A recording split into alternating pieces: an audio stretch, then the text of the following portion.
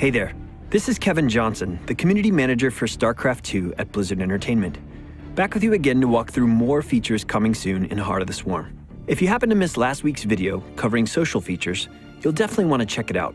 We'll provide a link to that video at the conclusion of this one. In this week's video, we'd like to spend some time covering features designed to make StarCraft 2 a bit more approachable for players coming into the game for the first time, while also offering a few improvements to the multiplayer experience veteran players have come to know and love. Let's take a look. The path for growth as a StarCraft 2 player begins in the matchmaking menu. We have organized this interface to be as approachable as possible for new players, presenting a framework for skill growth as you move through the menu from left to right. The first stop for a new player will be our freshly added training mode. In training, you will be able to hone the basic skills involved in amassing an army for each of the 3 races in the game. As you play against an AI opponent, the game will offer small, reachable goals for the player to strive for and practice. Focus on achieving each of these goals and you should be successful in defeating your enemy. You will be able to choose from one of 3 stages in this mode that will govern the options available to you while building your army. Stage 1 pares everything back to focus on basic ground units and runs at the normal game speed. Build your base, generate a healthy economy, and defeat your enemy. Stage 2 will add more advanced ground units and up the game speed to fast. You will dive even deeper into the system surrounding production and upgrading your new ground units. In Stage 3, the game will unlock all of the available multiplayer units for your race, including air, and will play at the faster game speed. Once you have mastered the practice options available in training mode, you now possess the basic knowledge required to defeat an opponent in StarCraft 2. As the next step in your skill progression, you should consider moving on to our newly added Versus AI mode to test and hone your ability. The options in this mode are simple. Choose to play solo against the AI or with friends in 2v2 or 3v3 matchups. What also makes this mode unique from general AI matches found in Wings of Liberty is that we designed it to intelligently pair you with difficulty settings that align with your ability. You will no longer need to guess what difficulty you should be playing against. When you first access this mode, you will be asked to play a set of 3 placement matches. Based on your performance in those matches, the game will pair you with an AI difficulty that is appropriate for you.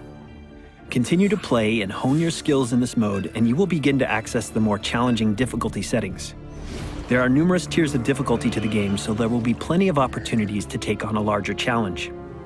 Use the Versus AI to improve your ability with the game in preparation for competition against other players, or simply enjoy the steady, competitive challenge of playing multiplayer against an equally matched, computer-driven opponent. Once you're ready to dip your toe into competition against fellow human opponents, you can take a look at the next menu option available in matchmaking, Unranked Play. For those of you who played in Wings of Liberty, we received a ton of feedback from players asking for the ability to play competitively without worrying about how their performance would affect their official ladder ranking. Well, we have brought that feature to Heart of the Swarm with Unranked Play. You can benefit from finding great games using our excellent matchmaking system without having to worry about being ranked on a ladder. If you have actually played ranked games prior to accessing Unranked, the game will use your rating in the ranked ladder as a starting point for Unranked.